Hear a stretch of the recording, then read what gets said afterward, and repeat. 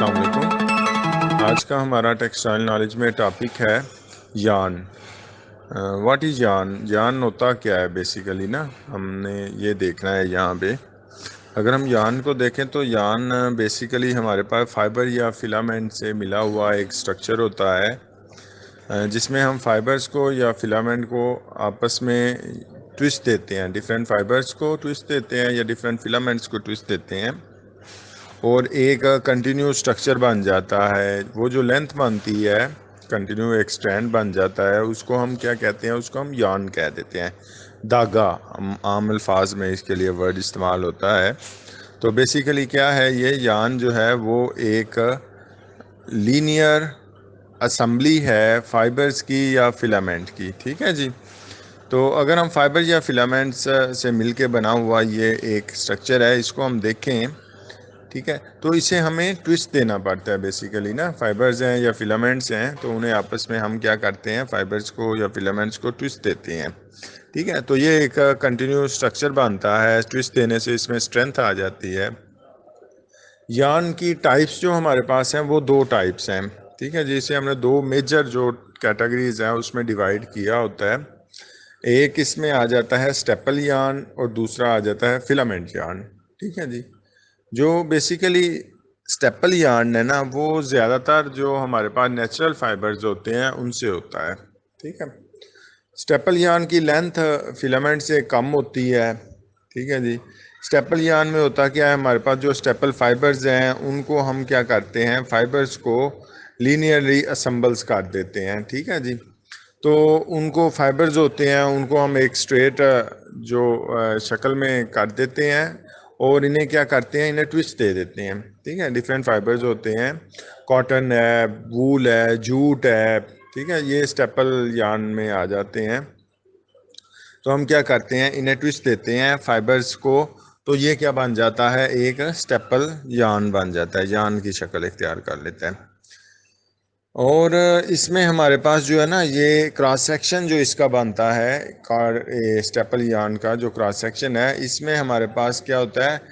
Number of fibres आ जाते हैं। ठीक है जी। और वो आपस में ट्विस्टेड होते हैं जिससे उन्हें स्ट्रेंथ मिल जाती है।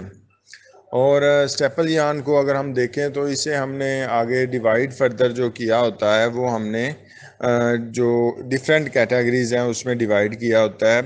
लेंथ की बेस पे डिवाइड कर देते हैं, इसमें ट्विस्ट की बेस पे हम इसे डिवाइड कर देते हैं, डायरेक्शन क्या है ट्विस्ट की, और इस पे हम मेथड कौन सा इस्तेमाल कर रहे हैं, और ये मटेरियल कौन सा हमारे पास इस्तेमाल हो रहा है। इस बेस पे हम क्या करते हैं? स्टेपल यार्न को डिवाइड करते हैं। मेजर जो इसकी कैटेगरीज हैं स्टेपल यार्न की, वो दो कैटेगरीज हैं, लॉन्ग स्टेपल होता है और शॉर्ट स्टेपल होता है। ये दो इसकी कैटेगरीज हैं, इनको फर्दर हम देखते हैं। शॉर्ट जो स्टेपल यार्न है वो, उसमें हमारे पास जो स्टेपल की लेंथ है ना वो शॉर्ट होती है। ये 10 mm से लेकर 60 mm तक इसकी लेंथ होती है। ठीक है जी। छोटे फाइबर्स होते हैं वो आपस में, उनको आपस में ट्विस्ट दिया होता है असम्बल करके, तो एक यार्न का स्ट्रक्चर बनाते हैं, उसे हम कह देते हैं शॉर्ट स्टेपल यार्न। ठीक है जी। कॉटन इसकी एग्जांपल है। कॉटन हमारे पास डिफरेंट टाइप्स की होती है, पाकिस्तानी है, अमेरिकन है, यूएसए है, इजिप्टियन है। ठीक है, ये हमारे पास डिफरेंट टाइप्स की कॉटन होती है, लेकिन कॉटन में जो लेंथ आ रही है वो 25 mm से 40 mm तक आ रही है। ठीक है जी। ये कॉटन शॉर्ट स्टेपल यार्न की एग्जांपल है। आगे हमारे पास आता है long staple yarn. Long staple yarn में हमारे पास जो स्टेपल की लेंथ है वो 60 mm से ज़्यादा होती है। ठीक है जी। और इसकी एग्जांपल हमारे पास वूल है।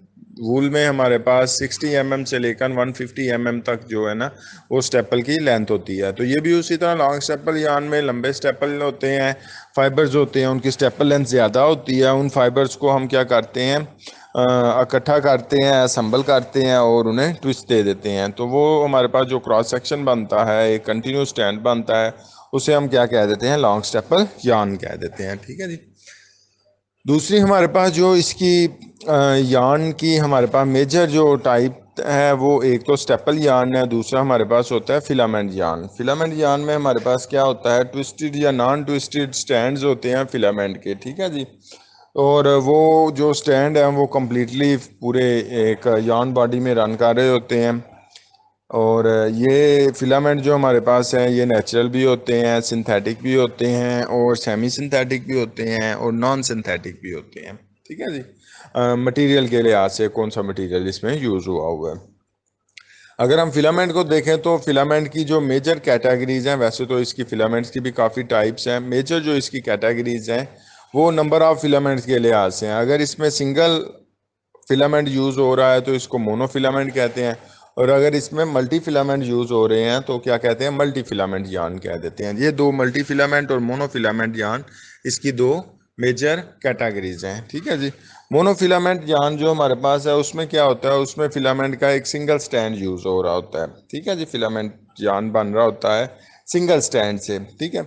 अगर ये मोनोफिलामेंट हमारे पास अमूमन थोड़ा सा थिक होता है, मोटा होता है यान ना, और इसका यूज़ जो है वो इंडस्ट्रियल प्रोसेस में ज़रा ज़्यादा होता है बनिस्बत फैब्रिक, कपड़ा बनाने की निस्बत ना, ये हमारे पास वैसे इंडस्ट्री में इस्तेमाल ज़्यादा हो रहा होता है। मिसाल के तौर पर हमारे पास स्विमिंग थ्रेड जो सिलाई का धागा है उसमें ये इस्तेमाल होता है, मेटेलिक यान डिफरेंट पर्पसेस में उधर इस्तेमाल हो जाता है, और हमारे पास फिशिंग लाइन में ये इस्तेमाल हो जाता है। ठीक है जी। ये है मोनोफिलामेंट यान। मल्टी फिलामेंट यान में क्या होता है, जो उसका क्रॉस सेक्शन है यान का उसमें मल्टी फिलामेंट्स होते हैं। अमूमन मल्टी फिलामेंट ऐसे यान को कहते हैं जिसमें नंबर ऑफ फिलामेंट इस्तेमाल हो रहे होते हैं, उन फिलामेंट्स को आपस में ट्विस्ट दिया होता है। ठीक है जी। और ये एक ट्विस्टेड स्टैंड बन जाता है सिंगल यान के अंदर, यान बॉडी के अंदर, तो इसे हम कह देते हैं ये मल्टी फिलामेंट यान है। ठीक है। अमूमन इसमें 50 से 100 तक भी फिलामेंट जो है ना वो इस्तेमाल हो रहे होते हैं मल्टी फिलामेंट यान में। तो ये हमारे पास यान की कैटेगरीज थी, बेसिक स्टेपल यान और फिलामेंट यान, और उनकी आगे मेजर टाइप्स थी। नेक्स्ट सेशन में इसको मज़ीद हम इसकी कैटेगरीज को देखेंगे कि